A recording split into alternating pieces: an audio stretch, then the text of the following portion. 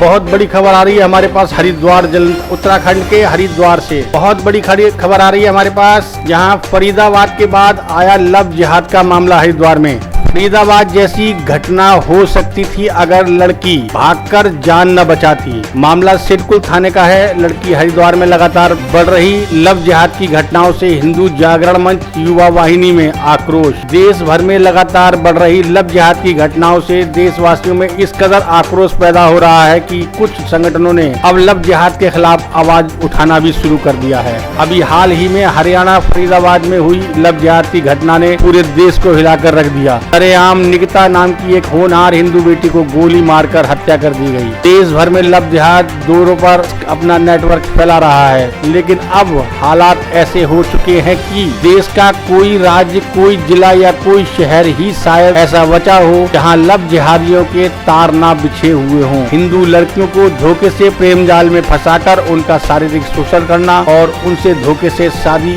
करने की घटनाएं रोज देश में हो रही हैं, जो एक जघन्य अपराध और अपराध पहचान है। हरिद्वार धर्मनगरी की अगर बात करें तो यहाँ भी अब इन लव जिहादियों और असामाजिक तत्वों का नेटवर्क बहुत तेजी से फैल रहा है। सिडकुल औद्योगिक क्षेत्र में भी इन असामाजिक तत्वों द्वारा ऐसी कई घटनाओं को अंजाम दिया जा चुका है, जो लव जिहाद की घटनाओं को दर्शाता दिख रहा है। लव जिहादियों द्वारा इस क्षेत्र में भी हरियाणा फरीदाबाद जैसी घटना को दिया जा सकता है अंजाम। आज लव जिहादियों के द्वारा हरियाणा जैसी, फरीदाबाद जैसी ही एक घटना होते होते बची। सिडकुल का एक ऐसा क्षेत्र है जहां बाहरी क्षेत्र से आई गरीब लड़कियां कंपनियों में काम कर अपना व अपने परिवार का पालन पोषण कर रही। ये लड़कियां सिडकुल के आसपास ही किराए के मकानों में निवास करती हैं। ऐसी ही इन लड़कियों को लव जिहादी टारगेट करते हैं, उनका पीछा करते हैं, उन्हें प्रेम जाल में फंसाने की योजना को अंजाम देते हैं। इतना नहीं, लड़कियों को अपना हिंदू नाम बताकर उनसे मित्रता करते हैं और फिर शादी का झांसा देकर उनका शारीरिक और मानसिक शोषण भी करते, जिसके बाद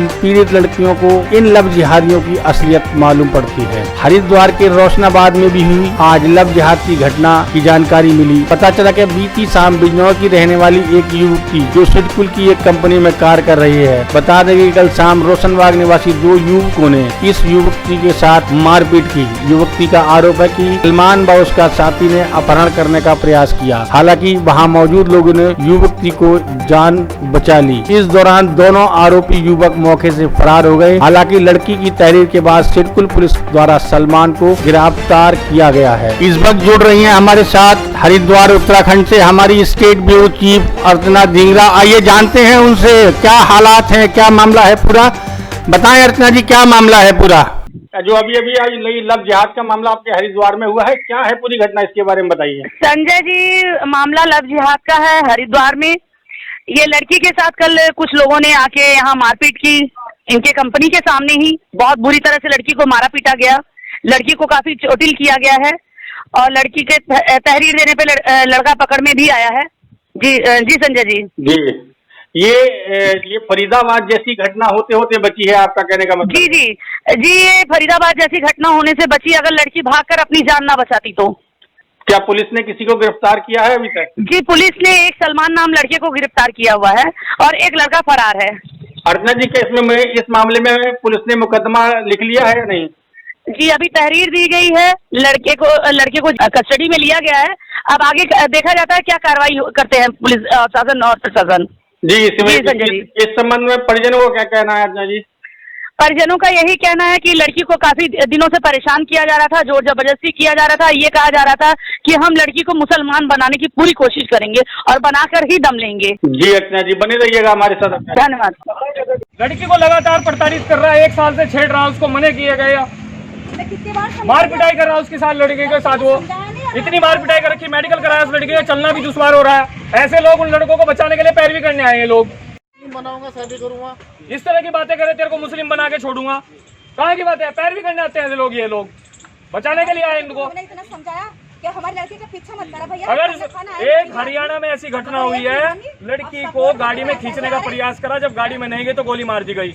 अगर यही लड़का कल कंपनी के सामने इस लड़की को गोली मार देता तो कौन जिम्मेदार होता है इसका? कल क्या घटना घटी है वो थोड़ा सा बताया। और ये यहाँ पे कंपनी में जॉब करती है।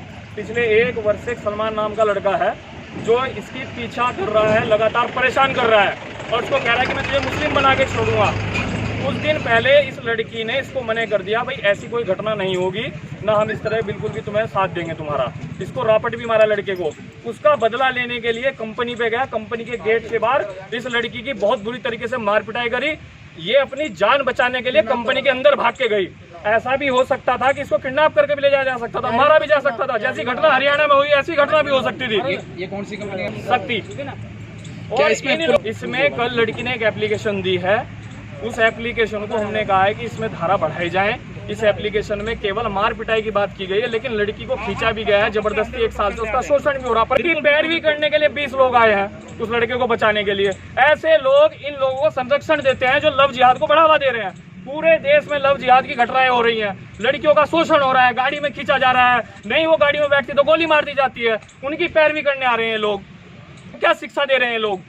और वो यहाँ पर एक शक्ति कंपनी है, वहाँ पर जॉब करती है। उसको पिछले 1 वर्ष से रोशनाबाद में एक लड़का रहता है सलमान नाम का, परेशान कर रहा है, शोषण कर रहा है, आते जाते उसको परेशान करता है, छेड़ता है। और उसको कहा है, ये भी कहा है कि मैं तेरे को मुस्लिम धर्म बिल्कुल अपना के रहूँगा और आपको बनाऊँगा मुस्लिम। इस तरह की घटना का हमें पता लगा। और जब इस लड़की ने विरोध किया, कुछ दिन पूर्व मार्केट में वो उसको छेड़ रहा था, तो इस लड़की ने उस चीज़ का विरोध किया। विरोध करने के कारण ये नतीजा हुआ लड़की के साथ कि कल ये कंपनी पर गया, लगभग 4 से 5 लड़के इसके साथ थे। और मुझे ऐसा भी लगता है कि किडनैप करने का प्रयास भी हो सकता है। इस लड़की के साथ बहुत मार पिटाई की। अगर ये लड़की कंपनी में जाके अपनी जान ना बचाती तो शायद इसके साथ कोई भी दुर्घटना हो सकती थी। अभी पुलिस की ओर से क्या कार्रवाई चल रही है? इसमें अभी एप्लीकेशन दी है, मेडिकल कराया है लड़की का। तो अभी पुलिस जो है, जब तक आपका मुकदमा दर्ज नहीं होगा तब तक तो हम कुछ कह नहीं सकते प्रशासन का। लेकिन ये ढीला रवैया है, लगातार इस कार्रवाई अभी हम संतुष्ट नहीं है, क्योंकि क्षेत्र में लगातार लव जिहाद के इतने मामले आ रहे हैं जो भी हम प्रशासन को अवगत कराते हैं, लेकिन कहीं ना कहीं ढीलेपन के कारण इस तरह की घटनाओं को बढ़ावा मिल रहा है।